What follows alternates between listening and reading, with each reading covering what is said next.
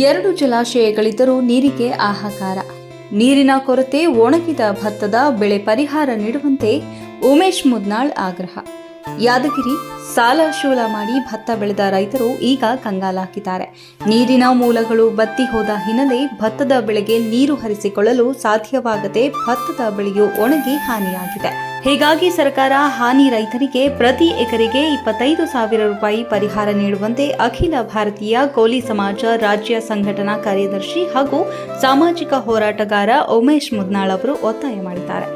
ಇಂದು ಉಮೇಶ್ ಮುದ್ನಾಳ್ ಅವರು ಯಾದಗಿರಿಯ ಗಂಗಾನಗರದ ರೈತರ ಭತ್ತದ ಒಣಗಿದ ಜಮೀನಿಗೆ ಭೇಟಿ ನೀಡಿ ರೈತರ ಸಮಸ್ಯೆ ಆಲಿಸಿದರು. ಗಂಗಾನಗರದಲ್ಲಿರುವ ಹಳ್ಳದಿಂದ ರೈತರು ಜಮೀನಿಗೆ ನೀರು ಹರಿಸಿಕೊಳ್ಳಲು ಆಗುತ್ತಿಲ್ಲ.